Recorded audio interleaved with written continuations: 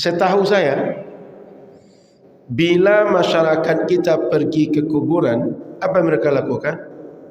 Pertama, mereka baca salam kepada orang yang mereka kunjungi atau areal pekuburan yang di situ banyak orang yang dikuburkan. Mereka mendekat ke kuburan yang mereka tuju. Ketika sudah mendekat, itu kuburan biasanya dibersihkan. Setelah itu, duduk mereka, dibacakan Yasin, dibacakan surat Al-Quran yang lain, lalu mereka doakan. Setelah mereka doakan, kadang-kadang ada kuburan tu yang tidak ada tanaman, ditanam apakah bunga melati atau bunga-bunga kecil. Yang menyebut hasan sahih itu ulama. Kok bisa mereka menerima instan dari ulama lalu menafikan? Kami enggak perlu dalil ulama. Yang kami perlu dalil Quran dan Sunnah. Maka membatasi sifat 20 bukan karena hanya segitu sifat Allah, tapi dalil yang lengkap, nakli dan akli hanya ada di sifat 20.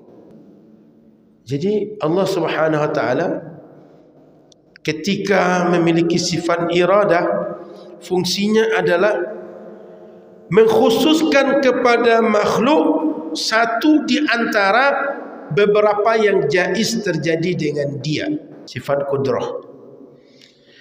Dengan diberikan sifat sebagian sifat kudrah kepada kita, mampu kita melakukan apa saja. Apakah kita bertani, apakah kita beladang, sehingga kita mampu menggerakkan badan kita untuk aktivitas. Sifat iradah dikasih sebagian pada kita. Sehingga dengan sifat iradah kita bisa memilih. Saat azan berkumandang, kita penuhi azan untuk solat subuh berjamaah di masjid atau tidak.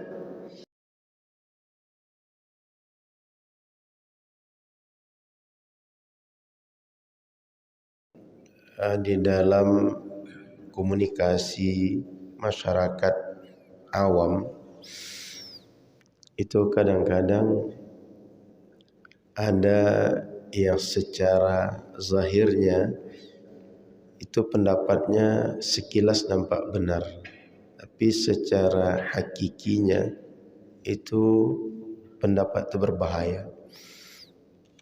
Contoh, ketika semalam ada nisfu Sya'ban, ada orang-orang awam menyatakan bahwa bagi kami nisfu Sya'ban itu enggak ada dalilnya. Itu satu, bagi kami enggak ada dalilnya. Yang kedua, kami tidak butuh dalil ulama, yang kami mau dalil Al-Quran dan Sunnah. Bapak Ibu dimuliakan Allah Subhanahu wa taala, kalau kita berfikir agak kritis, menghidupkan nisfu Sya'ban ini sudah dilakukan oleh umat sejak dahulu. Bahkan sejak masa sahabat itu sudah dihidupkan. Di Makkah dulu itu menjadi sebuah acara yang setiap tahun itu dikenal masyarakat dan ramai masyarakat yang mengadakan.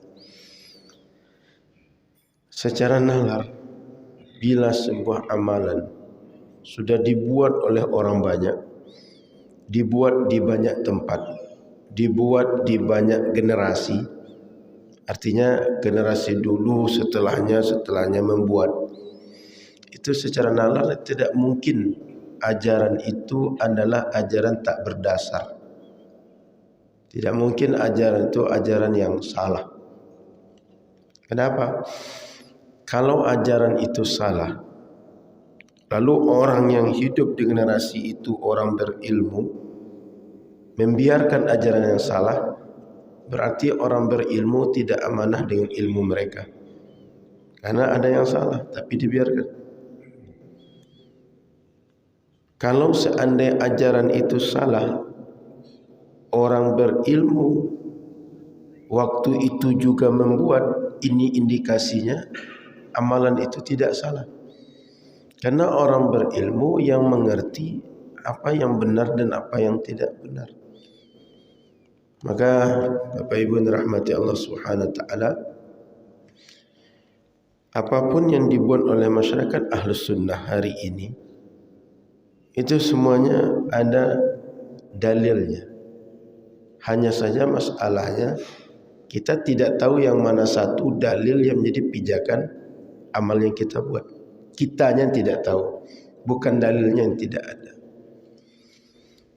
Bahkan Bapak Ibu rahmati Allah Subhanahu wa taala, kebiasaan-kebiasaan masyarakat yang tumbuh itu dibuat oleh masyarakat berdasarkan petunjuk dari orang yang mereka anggap mengerti dalam masalah agama. Lalu ketika diberi petunjuk, masyarakat ikut. Dan ketika masyarakat ikut, lama-kelamaan ini dibuat makin banyak orang yang melakukan, sehingga ajaran tersebut ditiru oleh banyak orang tanpa tahu dasar berfikirnya. Tetapi bila dirunut, ada ulama yang mengajarkan mereka. Ulama yang mengajarkan mereka mengajarkan berdasarkan ilmu. Maka Bapak Ibu yang dirahmati Allah Subhanahu wa taala, ketika kita melihat sebuah masalah itu jangan dulu mudah mengingkari ini tidak ada dalilnya, tidak ada dasarnya. Jangan-jangan kita butuh mengkaji, butuh mencari informasi lebih luas. Sebagai contoh, amalia yang dibuat oleh masyarakat Ahlus Sunnah, itu tanya ke mereka, kenapa kalian buat seperti ini? Karena ada video yang kemarin ini saya temukan, kebiasaan masyarakat Ahlus Sunnah menjelang Ramadan itu dianggap mencari kuburan-kuburan keramat. Tadi mana kuburan itu? Payah pula lu mencarinya.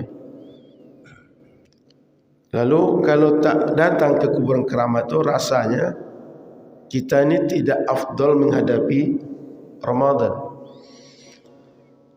Kemudian ketika kita sudah ziarah kubur, mereka mengakui bahwa itu sunnah, tapi yang dilakukan di situ banyak yang menyimpang dengan sunnah. Padahal ini kan Bapak Ibu ini rata-rata orang yang ziarah kubur, baik ketika akan Ramadan, ketika Idul Fitri, ketika pulang kampung, atau momen-momen tertentu. Tinggal ditanya, bapak-bapak yang Ahlus Sunnah, kalau ziarah kubur ngapain? Kan tinggal ditanya. Kalau tidak cukup dengan ditanya, sekali-sekali pergi ke kuburan orang Ahlus Sunnah, tengok apa yang dibuat di situ. Sehingga tidak berdasarkan asumsi sendiri, tak berdasarkan pikiran sendiri, tapi realita yang ada itu yang dihukumi. Setahu saya, bila masyarakat kita pergi ke kuburan, apa yang mereka lakukan? Pertama, mereka baca salam kepada orang yang mereka kunjungi atau areal pekuburan yang di situ banyak orang yang dikuburkan. Assalamualaikum ya ahlul kubur, assalamualaikum ya ahlad diyar, dan seterusnya. Sudah bersalam, mereka mendekat ke kuburan yang mereka tuju.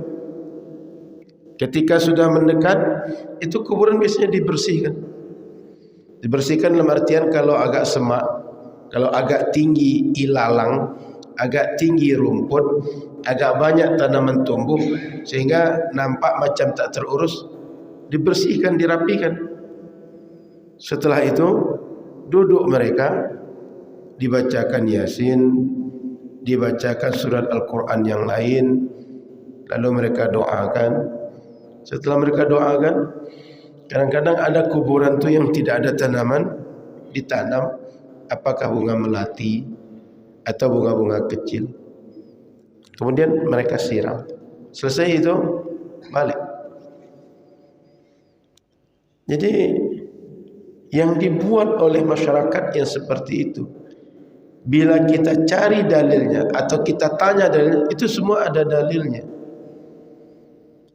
Bersalam kepada orang yang sudah mati itu Rasul yang mengajarkan, Rasul yang mencontohkan. Rasul yang memerintahkan sahabat melakukan itu. Bahkan sebagai buktinya, kita kalau berziarah ke pemakaman Baqiyah, ke pemakaman Uhud, ke pemakaman Ma'la, itu ada redaksi Assalamualaikum ya ahlal kubur. Dari mana dapatnya? Hadis Nabi. Nabi yang mengajarkan, Nabi yang memerintahkan sahabat, dan sahabat mempraktekkan. Sudah itu ketika kita misalnya membacakan Quran untuk orang yang sudah meninggal, orang yang dianggap sebagai rujukan oleh kawan-kawan kita yang tak setuju untuk baca Quran bagi orang sudah meninggal, Imam Ahmad misalnya. Itu Imam Ahmad pernah menganggap orang yang membacakan Quran di kuburan jangan dibacakan, itu bid'ah. Tapi kemudian sahabat beliau Imam Muhammad Al-Maqdisi menyampaikan bahawa ini menurut riwayat salah seorang guru mereka yang mereka anggap thiqah. Sahabat Nabi Abdullah bin Umar berpesan, kalau nanti dia meninggal, kubur sudah diratakan, jangan langsung pergi, bacakan awal surah Al-Baqarah dan akhir surah Al-Baqarah. Artinya membacakan Quran untuk orang sudah meninggal itu dibuat oleh sahabat Nabi, dipesankan oleh sahabat Nabi kepada anaknya agar dibuat. Sahabat Nabi ini kan orang paling tahu ajaran Nabi, sehingga tidak mungkin melakukan ajaran yang bertentangan dengan Nabi. Apalagi sahabat Abdullah bin Umar itu paling terkenal orang paling ketat memegang sunnah, maka tidak mungkin beliau orang yang sengaja menantang sunnah Rasulullah Sallallahu Alaihi Wasallam. Maka Imam Ahmad ketika disampaikan ada riwayat seperti itu, beliau tarik yang tadi beliau katakan tak boleh bacakan Quran itu bid'ah, suruh sampaikan, tolong balik ke orang tadi, sampaikan silakan baca Quran. Itu Imam Ahmad. Sehingga Imam Syafi'i, Imam Nawawi dan para ulama yang lain, ketika kita ke kuburan, kata beliau, andaikan Quran itu bisa dikhatamkan saat kita bacakan untuk orang yang sudah meninggal, itulah kana ahsan, itu lebih baik. Maka Bapak Ibu yang dirahmati Allah Subhanahu wa taala, ulama-ulama otoritatif yang dirujuk oleh umat, mereka justru membolehkan membacakan Quran. Itu Pak. Maka Bapak Ibu yang dirahmati Allah, membacakan Quran itu tidak ada masalah. Soal sampai atau tidak, ini kan sebenarnya perkara gaib. Tapi secara keilmuan berdasarkan dalil yang banyak, itu sampai. Kita bisa lihat argumen perbandingan. Kemarin ketika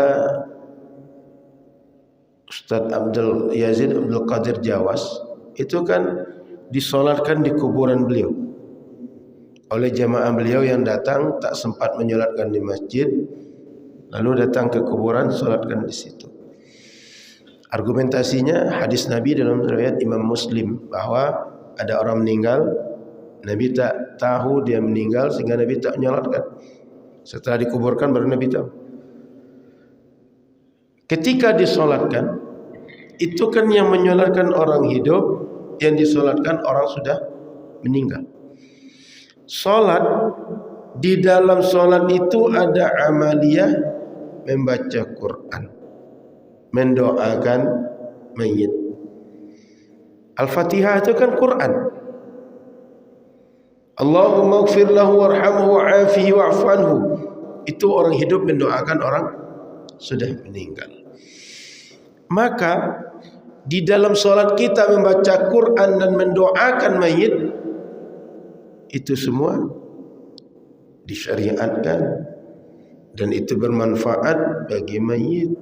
Sehingga bila kita lakukan itu di luar solat, sama-sama bacaan Quran, sama doa seperti doa di dalam solat.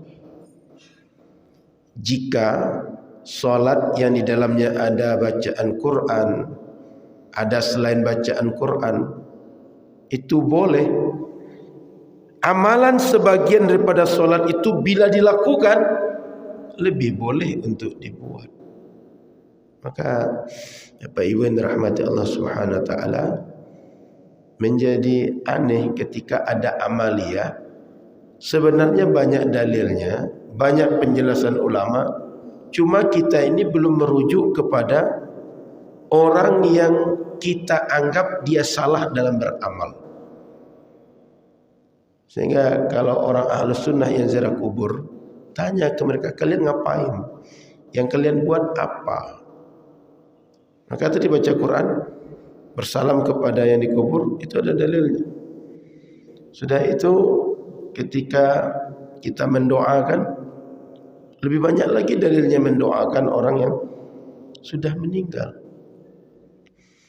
Sudah itu ada lagi yang menganggap orang sudah meninggal kok diajak bicara. Mereka kan sudah meninggal. Mereka enggak mendengar. Pertanyaannya sederhana. Kalau mereka tak mendengar, kenapa kita percaya dengan hadis Nabi saat kita masuk ke kuburan, suara sendal kita itu terdengar oleh yang sudah dikuburkan. Suara sendal itu tidak akan lebih keras dibanding kita bicara kepada orang yang sudah meninggal. Kalau jemaah muhajirin, apa sendal paling kareh, Pak? Yang kalau dibunyikan ke lantai paling kareh. Apa dasar sendalnya? Tangkelek. Ajua jalan di pekuburan pakai tangkelek. Lai kareh suaranya. Enggak kan? Hatta baja pun dipakai, ketika berjalan di pekuburan itu tidak akan keras suaranya. Tapi suara sendal itu kita yakin terdengar oleh orang yang meninggal. Sehingga di situ turun masalah. Masuk kuburan enggak boleh pakai sendal, dibuka sendal. Pernah berjumpa? Maka Bapak Ibu dirahmati Allah, kok bisa kita menerima rasional bahwa kalau kita ke kuburan terdengar suara langkah kaki. Tapi ketika ditalkinkan mayat, itu enggak terima mayat itu dengar kita mentalkinkan. Paham nalar perbandingan? Mestinya kalau suara sendal itu terdengar, suara manusia lebih terdengar. Jika dibawakan ke rasional. Apalagi yang dibuat manusia ketika talqin itu hadis Nabi yang mengajarkan. Ada contoh dari Nabi yang mengajarkan.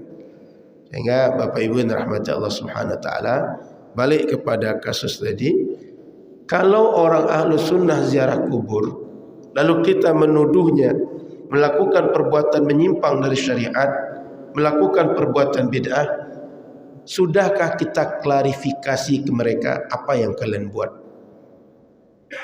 Sudahkah kita klarifikasi ke mereka apa yang kalian yakini? Karena mohon maaf Pak, orang yang kalau ziarah kubur bahkan dituduh kuburiyun. Kuburiyun itu artinya penyembah kubur Pak. Penyembah kubur itu artinya kalau kita lebih jauh lagi memahami, itu orang-orang yang menyembah selain Allah. Kan penyembah kubur berarti menyembah selain Allah. Kalau lebih jauh lagi Pak, orang yang menyembah selain Allah itu bisa diklaim dia musyrik, dia kafir. Artinya pernyataan kuburiyun, penyembah kubur, itu resikonya tinggi sebenarnya. Orang yang dia anggap menyembah kubur itu bisa diklaim musyrik atau kafir, atau kedua-duanya sekaligus. Tapi kenyataannya seperti yang tadi saya ulas, Ahlus Sunnah kalau ziarah kubur mereka tidak menyembah yang dikubur. Mereka tak meminta kepada yang dikubur. Karena sering kita ini dituduhkan meminta kepada yang dikubur. Tidak ada kita meminta kepada yang dikubur.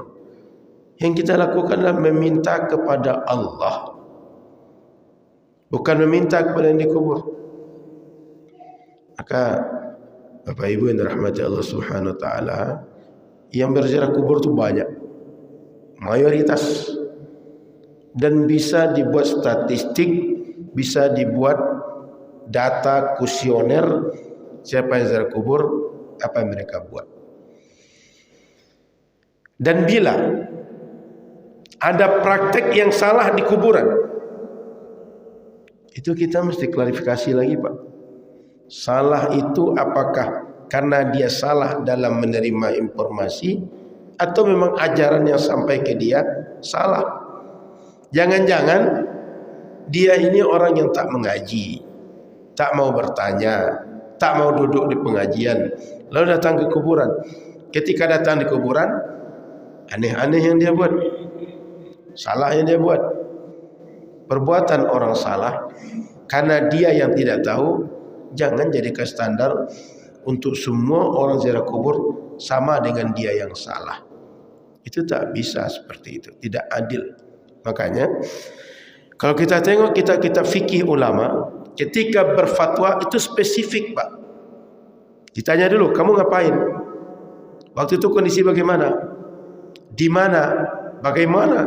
Dijelaskan detail, baru difatwakan dengan masalah yang spesifik itu. Bukan asal fatwa untuk general.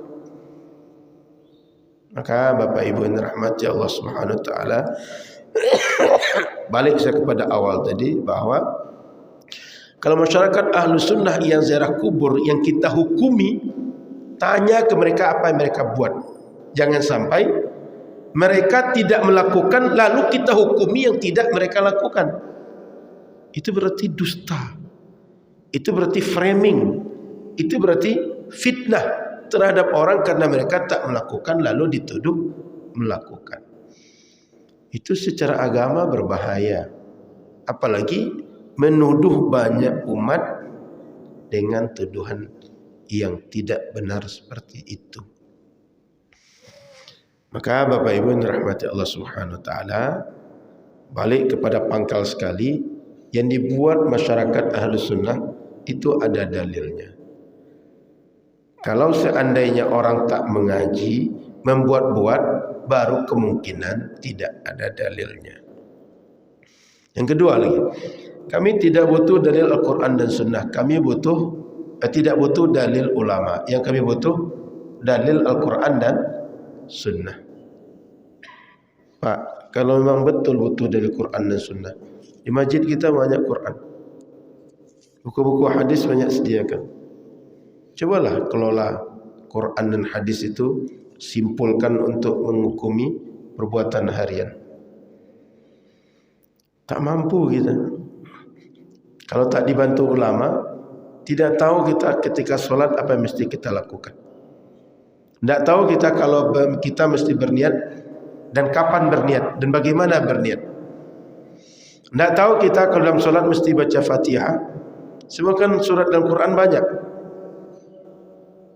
Kalaulah sekedar baca Quran, berarti bisa baca Fatihah, bisa baca Al-Baqarah, bisa Yasin, bisa Al-Kahfi, bisa Ar-Rahman, dan bisa yang lain.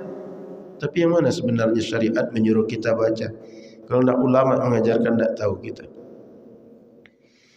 Oh Ustaz, saya dapat hadisnya begini begitu. Hadis yang anda dapat itu dapatnya dari ulama juga. Kalau tak ulama yang mengajarkan, tidak dapat dari situ. Sudah itu, sebelum kita dapat hadis ini segala macam katanya, kadang-kadang ditanya, hadis itu sahih atau tidak? Hukum hadis sahih, hasan, dhaif itu sudah ulama yang menghukumi. Tidak ada Nabi bilang innamal a'malu binniyat, hadis sahih. Itu enggak ada. Man lam yaqra bi Fatihatil kitab falam, siapa saja orang yang tak baca Al-Fatihah, dia sama dengan orang tak solat. La solata liman lam yaqra bi Fatihatil kitab. Lalu di ujung Nabi bilang ini hadis hasan. Enggak ada. Setiap hadis disebut sahih, disebut hasan, disebut dhaif, disebut maudhu'. Yang menyebut hasan sahih itu ulama. Kok bisa mereka menerima instan dari ulama lalu menafikan? Kami enggak perlu dalil ulama. Yang kami perlu dalil Quran dan Sunnah. Padahal menghukumi sahih hasan itu ulama yang menghukumi. Sudah itu kalau mereka ingin mencari dalam kitab hadis, ini kamu cari di sana, di sini, di situ. Itu ulama yang mengajarkan. Dan ulama yang mengumpulkan hadis agar hadis itu terkumpul dalam satu bab yang sama. Kok bisa tidak butuh kepada ulama? Padahal andaikan kita buka kitab ini mengarang ulama, yang menyusunnya ulama, lalu analisanya ulama, yang mencari dari berbagai sumber sehingga menjadi bahan yang mudah untuk kita kaji, itu ulama. Tapi kenapa menafikan ulama? Dalam usul fikih, ijtihadul mujtahidin, bagi ijtihad para mujtahid bagi orang awam itu karena syar'i indal mujtahidin. Sama bagi kita, pendapat mujtahid itu bagi orang mujtahid Al-Quran dan Sunnah untuk dirujuk. Saya ulang, bagi kita ijtihad para mujtahid itu sama dengan Al-Quran dan Sunnah bagi para mujtahid. Ada dua kelompok, Pak. Kelompok sini kita yang awam ikut mujtahid. Lalu apa kata mujtahid kita iakan, kita tidakkan. Kita ikut, tidak ikut. Sehingga ini patokan kita mujtahid ini. Yang kedua, ini mujtahid, ini Quran dan Sunnah. Mereka kaji Quran dan Sunnah, hasil kajian mereka itulah yang menjadi panduan mereka untuk beramal. Nah, dua kedudukan ini sama menurut ulama usul fikih. Artinya apa? Bahwa kalau para mujtahid itu pedomannya langsung Quran dan Sunnah, mereka menggali dengan ilmu mereka.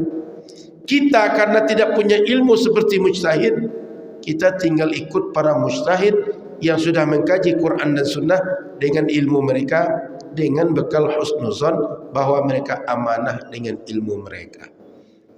Jadi Bapak Ibu dirahmati Allah, sejak dahulu sudah muncul konsep itu. Ijtihad mujtahid itu sama bagi orang awam ini seperti para mujtahid dengan nas syariat. Mereka ikut. Sehingga Bapak Ibu yang dirahmati Allah Subhanahu wa taala, kita yang awam ni tak akan tahu bahwa kalau minum baca bismillah, minum itu duduk bernafas 3 kali, jangan sampai sekali minum nak pernah bernafas. Sebelum minum tengok dulu minuman itu. Itu dapatnya dari mana? Ajaran ulama dari kajian mereka terhadap Al-Quran dan Sunnah. Itu hal yang saat ini sering menjadi cara berfikir masyarakat. Kami enggak perlu dalil ulama, kami perlu dalil Quran dan Sunnah. Padahal ketika mereka mengaji dengan ustadz mereka, mengaji dengan syekh mereka, yang mereka dengar juga ulama dalam persepsi mereka. Tidak ada mereka langsung pada Quran dan Sunnah. Juga mendengar ulama mereka, orang yang mereka ikuti. Tapi mengklaim kami berdasarkan Quran dan Sunnah. Padahal kita ini sama, juga mengikut ulama kita, orang yang kita anggap mengerti agama, yang mereka belajar kepada guru mereka, guru-guru mereka belajar kepada orang yang langsung mengambil dari Al-Quran dan Sunnah. Prosesnya sama, cuma diklaim kita ini tidak ikut Quran dan Sunnah.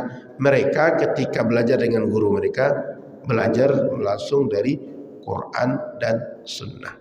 Itu fenomena di masyarakat. Maka Bapak Ibu yang dirahmati Allah Subhanahu wa taala, kita jangan sampai menafikan peran ulama. Itu artinya kita tidak bersyukur dengan para ulama. Kalau tidak ada ulama, kita hari ini tak tahu apapun yang kita buat dalam agama ini. Nah, jadi itu sebelum masuk pada kajian. Setelah ini saya masuk pada kajian. Di bulan yang lalu saya mengulas tentang sifat-sifat salbiyah. Yang waktu itu karena kasus Ada yang mengklaim bahawa ketika Nabi Muhammad Isra Mi'raj itu menjadi bukti bahawa Allah ada di langit. Masih ingat ya? Bulan lalu saya membahas itu.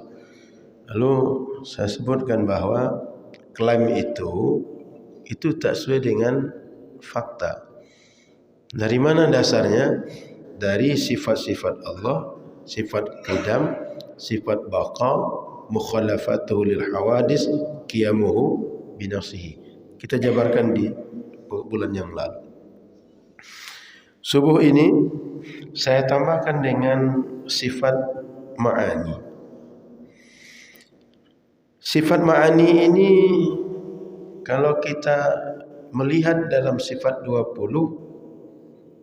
adalah sifat qudrah, iradah, ilmu, hayat, sama', basar, kalam. 7 sifat ma'ani. Sebelum saya ulas sifat ma'ani ini, saya balik ke pangkal sekali. Ketika disebut sifat wajib bagi Allah, itu maknanya sifat yang pasti ada, yang tidak mungkin tidak Allah bersifat dengan itu. Artinya Allah pasti bersifat dengan sifat-sifat yang 20. Lalu kenapa 20? Karena hanya 20 ini sifat-sifat Allah yang dijelaskan dengan lengkap, dalil naqli, dalil akli. Selain itu, sifat Allah yang banyak yang lainnya itu tidak ada dalil naqli dan akli sekaligus. Dalilnya paling naqli saja, akli tidak. Ada yang akli saja, naqli tidak. Tapi 20 ini akli ada, naqli ada. Dan kedua dalilnya qat'i. Maka membatasi sifat 20 bukan karena hanya segitu sifat Allah, tapi dalil yang lengkap, naqli dan akli hanya ada di sifat 20. Itu. Jadi ahli sunnah tak membatasi sifat Allah hanya 20, tapi yang lengkap dalilnya naqli dan akli hanya 20 itu. Sifat ma'ani. Apa yang maksud dengan sifat ma'ani? As-sifatu allati hiya mawjudatun fi nafsiha sawa'un kanat hadithah aw qadimah. Fa kullu sifatin mawjudah fi nafsiha fa innaha tusamma fil istilah sifatan ma'nan. Bapak Ibu yang dirahmati Allah Subhanahu wa taala, sifat ma'ani itu kata para ulama sifat yang sifat itu pasti ada pada yang disifatinya. Baik sifat itu munculnya belakangan atau ada sejak yang disifati ada. Contoh, sifat muncul belakangan kayak kita. Dulu begitu lahir enggak ada ilmu, Pak. Bahkan Quran menafikan adanya ilmu kita. Ketika kita lahir dari rahim orang tua, walladzi akhrajakum min butuni ummahatikum la ta'lamuna syai'a. Kalian dilahirkan dari rahim orang tua kalian tak tahu apa-apa. Maka begitu anak lahir, mau diapakan orang tuanya, anak tak bisa pilihan. Dia ngikut aja. Baik orang tua mengarahkan, benar mengarahkan, anak akan terbawa baik, terbawa benar. Dia tak bisa membantah. Salah orang tua, anak terbawa salah. Apapun warna diberikan orang tua, itulah diterima anak. Kenapa? Anak kosong, tak tahu apa-apa. Maka Bapak Ibu yang dirahmati Allah, sifat ilmu bagi kita itu adalah sifat yang munculnya tidak bersamaan dengan wujud kita. Tapi wujudnya kapan? Setelah berproses. Bahkan kita baru lengkap atau dianggap sempurna nalar kita untuk bisa diisi kalau balik. Sebelum balik belum. Maka Bapak Ibu rahmati Allah, kita ini berilmu berproses.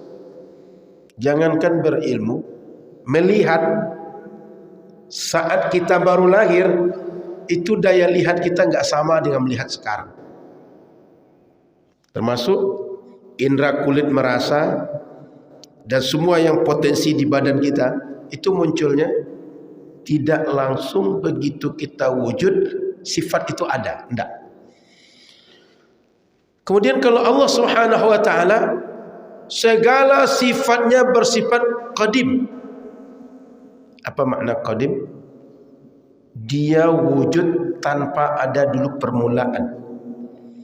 Dia wujud sejak wujudnya Allah, sehingga tidak muncul belakangan. Karena kalau sifat Allah hadis, artinya dia muncul belakangan, berarti sebelumnya tak ada sifat. Jika sebelumnya tak ada sifat lalu muncul sifat, berarti ada yang menjadikan sifat itu ada.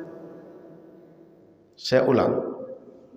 Tadinya tak ada air di sini, lalu diantarkan air ke sini, maka ada yang menyebabkan air di sini. Paham nalarnya? Jika tadi Allah tak punya sifat, lalu setelah rentang waktu tertentu punya sifat, berarti ada yang menjadikan sifat itu bagi Allah. Berarti Allah Subhanahu wa taala yahtaju ila muhdits. Allah butuh kepada yang menyebabkan dia punya sifat yang baru muncul tadi. Maka Allah Subhanahu wa taala dia segala sifatnya qadim. Sebab kalau muncul belakangan, maka sifat yang belakang muncul itu diadakan oleh selain Allah Subhanahu wa taala. Fa kullu sifatin mawjudatin fi nafsiha, setiap sifat yang ada pada yang disifati oleh ulama disebut dengan sifat makna. Karena sifat ini 7, sifat makna lalu menjadi sifat ma'ani. Tunggal makna, kalau lebih dari 2 ma'ani, bentuk pluralnya ma'ani. Maka sifat Allah yang betul-betul ada pada Allah, kalaulah kita dibukakan untuk bisa melihat, nampak oleh kita. Seperti apa sifat itu? Bagaimana dia beroperasi? Bagaimana dia punya efek kepada yang lainnya? Maka sifat ma'ani itu sifat yang betul-betul ada, dan dia aktif, dan dia menjadi fungsional perbuatan Allah kepada makhluk-makhluk Allah Subhanahu wa taala. Contoh sifat ma'ani tadi qudrah. Apa fungsi qudrah itu? Kata ulama akidah, sifatun qadimatun qaimatun bidzatihi ta'ala yujidu biha wa yu'dim. Fungsi sifat qudrah itu menjadikan yang tak ada menjadi ada, yang ada menjadi tidak ada. Kita awalnya tak ada sebagai makhluk, lalu Allah ciptakan kita. Dia ciptakan kita menjadi makhluk dengan sifat qudrah. Tadinya kita sakit, tidak sehat, lalu Allah ciptakan sehat untuk kita. Sehat itu diciptakan Allah dengan sifat qudrahnya. Tadinya saya haus, minum. Begitu minum, hilang dahaga. Munculnya rasa puas ketika saya minum. Ia menciptakan rasa puas Allah Subhanahu wa taala dengan sifat qudrahnya. Tadinya tisu ini kalau saya bakar dengan api, dia terbakar. Ketika terbakar tisu oleh api, ia menciptakan terbakar itu Allah Subhanahu wa taala dengan sifat qudrahnya. Maka kalaulah dibukakan kepada kita sifat qudrah itu, nampak oleh kita bagaimana api membakar tisu. Maka sifat wujudiyah, sifat ma'ani itu sifat wujudiyah, wujudiyatun fi nafsiha. Nampak dia, ada dia sifat itu. Beda dengan salbiyah. Salbiyah itu cuma sekedar mensifati sifat-sifat karakteristik sehingga bisa membedakan mana Allah, mana yang bukan Allah. Contoh sifat salbiyah, Allah wahdaniyah, bahwa Allah itu Tuhan yang esa, tunggal. Bahwa Tuhan selain Allah tidak tunggal, tapi Allah tunggal. Cuma ketika kita pahami sifat wahdaniyah, sifat esa, kita tidak memahami yang lain kecuali Allah Subhanahu wa ta'ala. Dia tak sama dengan makhluknya. Kita tak memahami yang lain kecuali Allah tak dinisbahkan sifat yang tidak patut kepada dia. Tapi ketika sifat ma'ani, itu nampak bahawa yang tidak ada menjadi ada. Karena apa? Sifat kudrah. Wahdaniyah tidak menjadikan yang tak ada menjadi ada, sehingga tidak nampak efeknya. Tapi dengan salbiyah kita tahu mana Tuhan yang hak, mana Tuhan yang batil. Contoh kedua, sifat ma'ani, sifat iradah. Apa fungsi iradah itu? Sifatun qadimatun qa'imatun bizatihi ta'ala yukhassisu biha bi ba'di ma yajuzu. Jadi Allah Subhanahu wa ta'ala ketika memiliki sifat iradah, fungsinya adalah mengkhususkan kepada makhluk satu di antara beberapa yang jaiz terjadi dengan dia. Jaiz artinya bisa terjadi, bisa tak terjadi. Contoh dari segi kelamin, saya ini sebelum jadi laki-laki dulu itu bisa mungkin jadi laki-laki, bisa jadi perempuan. Lalu Allah jadikan saya perempuan atau laki-laki itu dengan sifat iradah.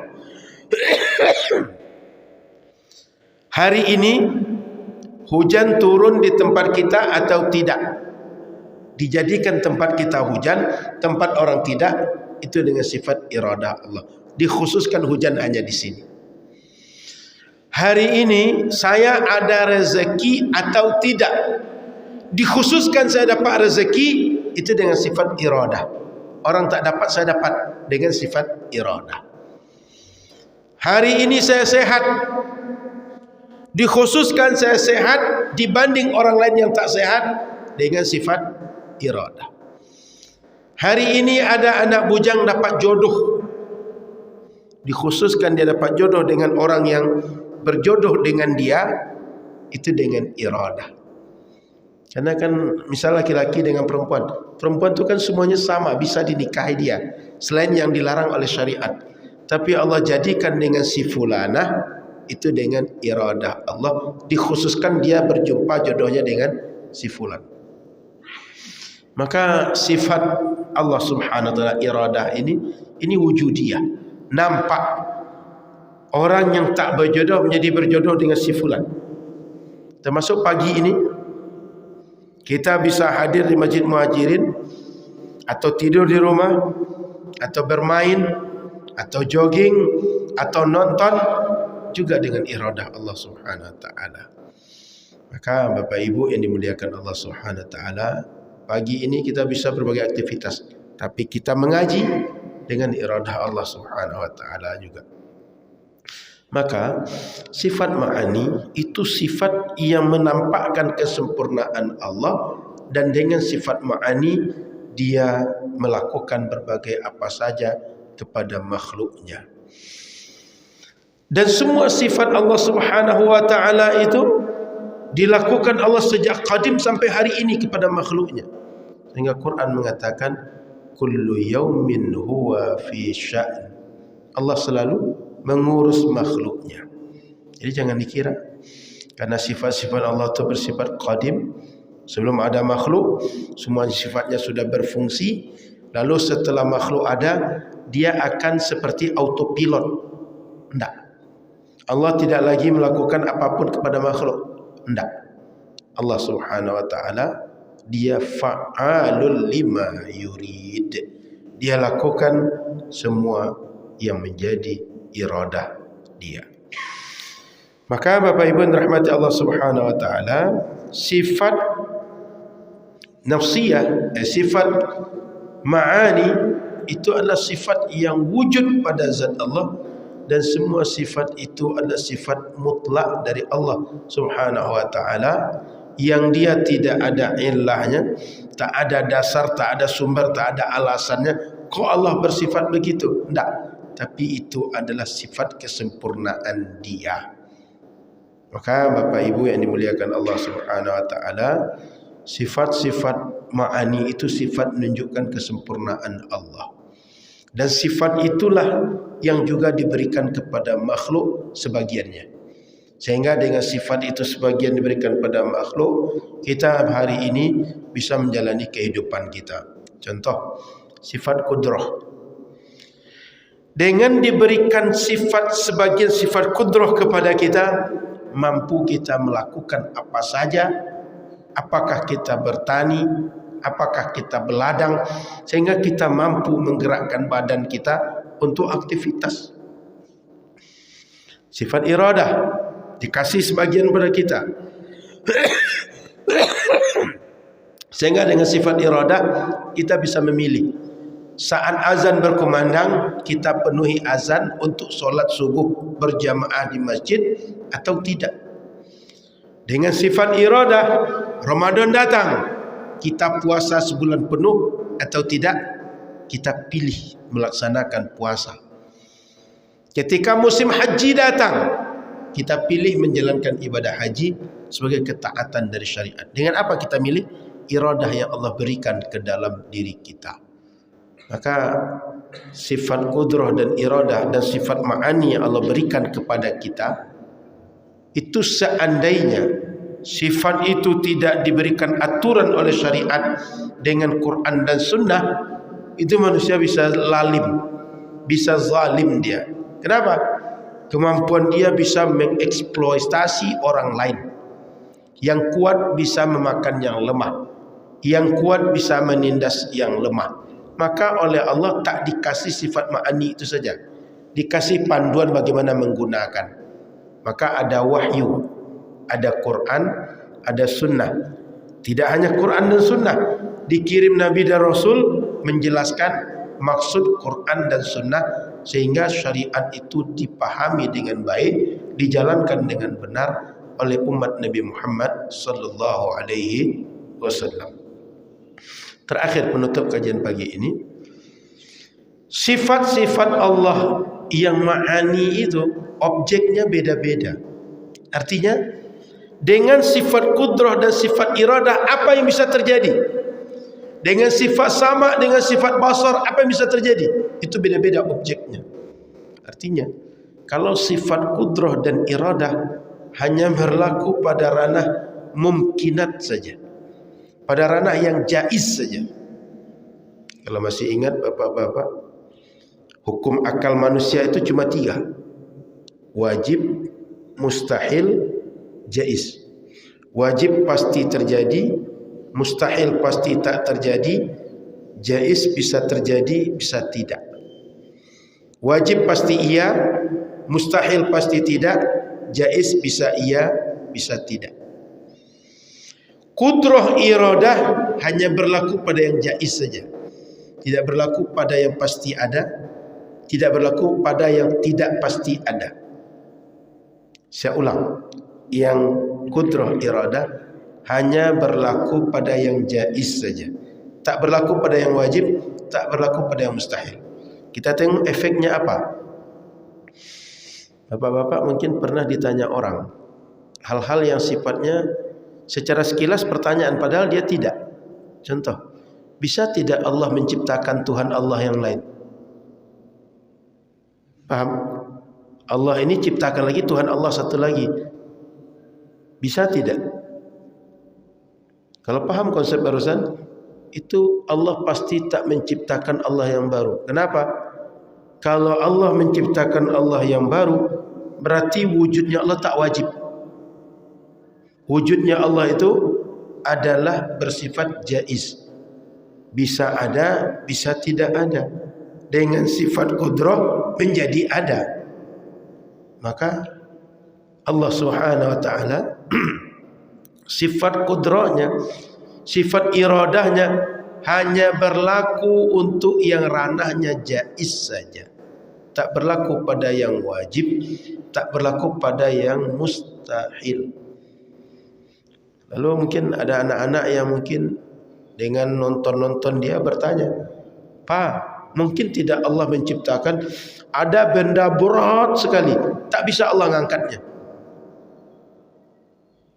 Kan anak-anak bisa berimajinasi yang sangat-sangat bebas karena mereka tidak punya aturan berfikir.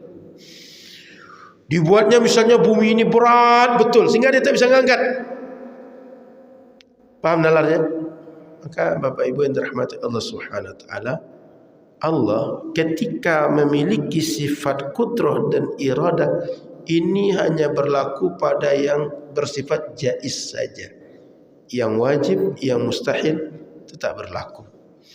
Karena kalau kita sebutkan bahwa Allah bisa menciptakan Allah yang baru, konsekuensinya Pak, berarti Tuhan bisa lebih dari satu. Kalau Tuhan lebih dari satu berarti boleh kita berkeyakinan Tuhan itu tidak wahdaniyah. Kalau boleh berkeyakinan tidak wahdaniyah berarti musyrik. Musyrik tercela dalam agama. Berarti masalah. Kalau kita sebut Allah tak mampu, kan katanya Allah Maha Kuasa atas segala sesuatu. Kan nanti dijerat dengan itu. Dibilang mampu, Tuhan lebih dari satu. Dibilang tak mampu, katanya Allah mampu atas segala sesuatu. Jadi yang benar mana? Pertanyaannya perlu dikoreksi. Kenapa? Mempertanyakan sesuatu tidak sesuai dengan konteks pertanyaan yang benar. Maka perlu kita paham kudrah dan iradah Allah itu berlakunya pada apa saja. Beda nanti dengan sama dan basar. Kalau sama dan basar kullal mawjudat, semua yang wujud itu bisa Allah dengar, bisa Allah lihat. Tapi kalau kudrah dan iradah hanya terbatas kepada yang jaiz saja, tak berlaku pada yang wajib, tak berlaku pada yang mustahil. Wallahu a'lam.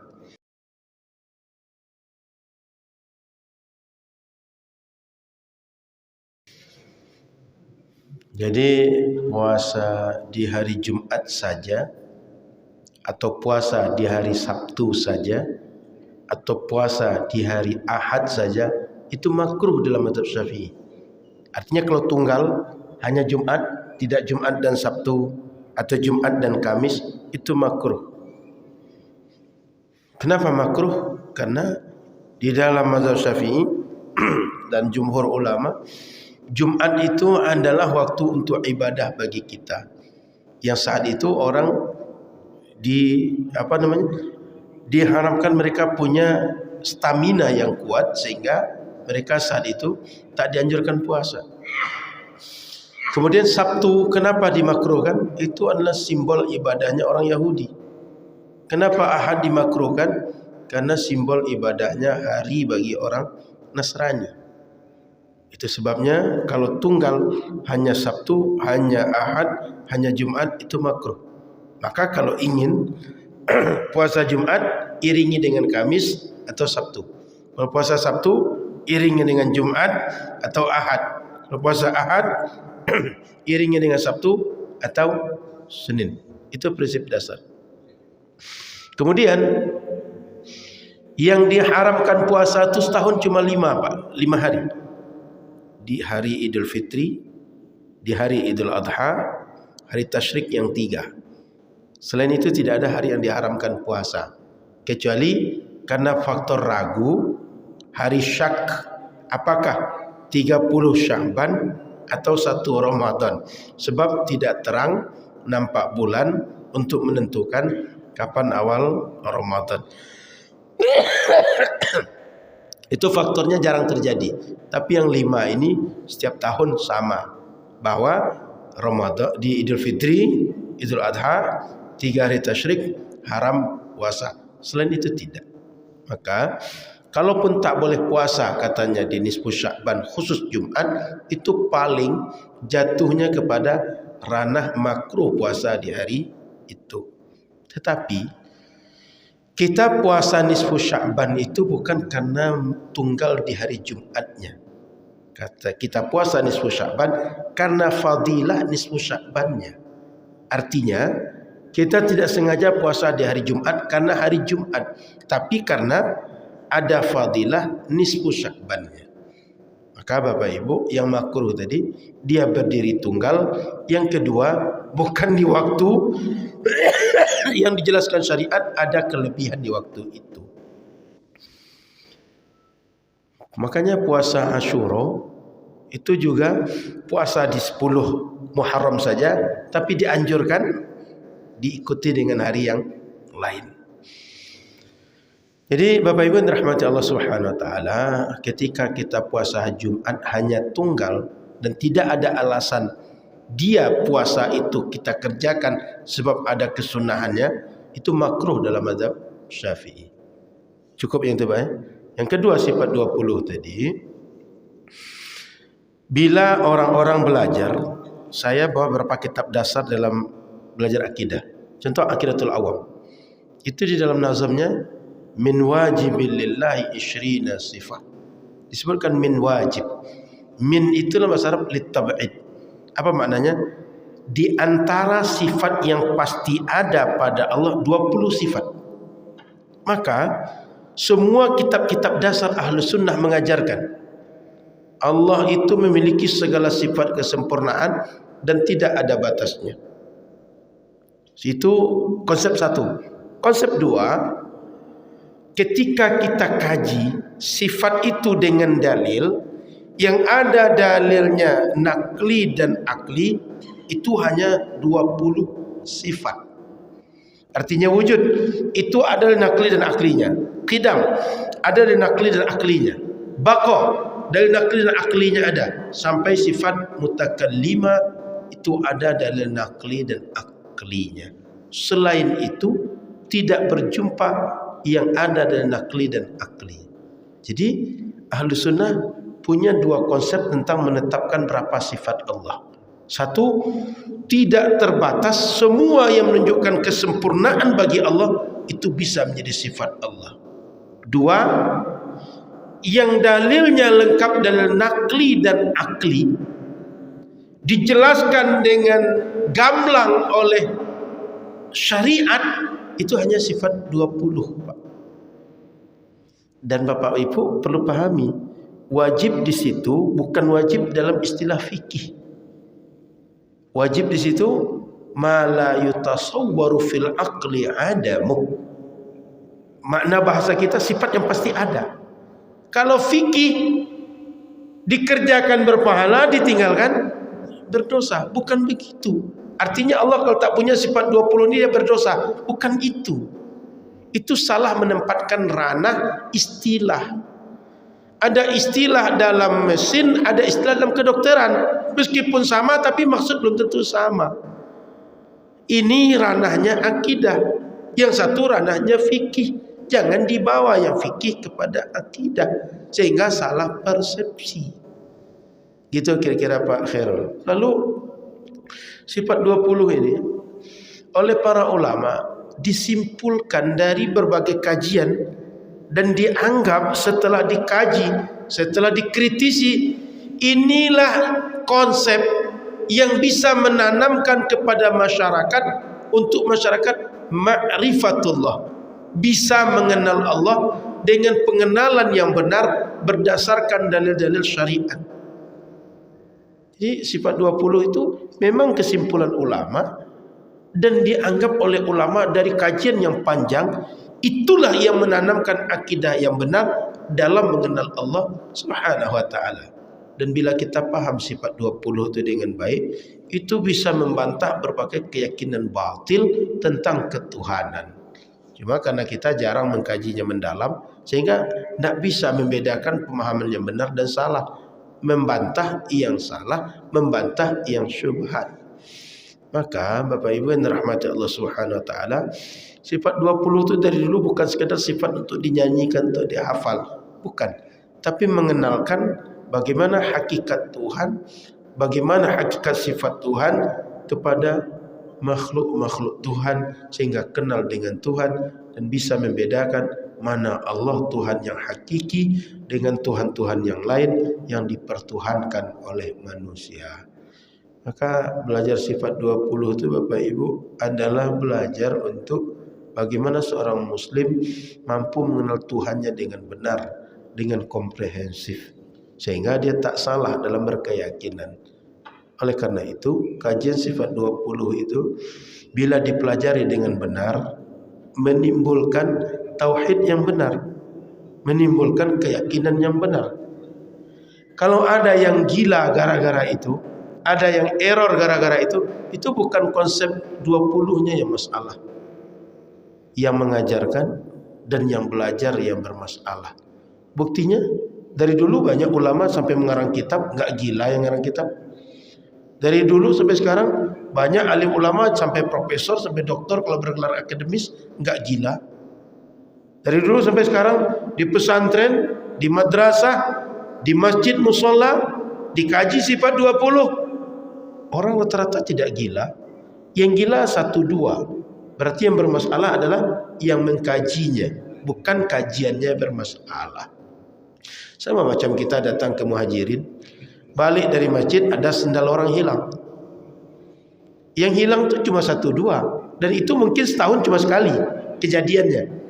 Kan tidak adil kalau dituduh jamaah Muhajirin itu pencuri sendal. Padahal yang hilang cuma sendal 1 pasang, 1 kali setahun, itu pun belum tentu tiap tahun terjadi. Tapi kan tidak adil gara-gara hilang sekali kejadian di Muhajirin dituduh jamaah Muhajirin pencuri sendal. Sama dengan tadi Pak. Yang gila itu 1 di antara 1.000.000 yang gila itu. Tidak mungkin gara-gara yang 1 gila dituduh sifat 20 ini sifat yang membuat orang tak balik kaji. Tidak. Buktinya yang lain justru makin mantap beragama. Yang gilanya, yang errornya 1-2 saja. Wallahu a'lam. Jadi gitu Pak. Kalau ada yang sampai gila, sampai terbalik kaji, sampai error, itu kalau ndak yang mengajinya yang salah, gurunya yang salah. Atau dia mengajinya tidak berguru, hanya mengkaji otodidak sehingga salah perspektif. Gitu Pak. Kalau orang mengaji benar, enggak. Orang kalau mengaji dengan benar dulu, para ulama yang alim, yang saleh itu, yang sampai jadi wali itu karena keyakinan benar. Justru orang dengan belajar keyakinan benar jadi wali. Kalau ada jadi gila, ya masalah orang yang mengkajinya, atau sistemnya, atau gurunya. Wallahu a'lam.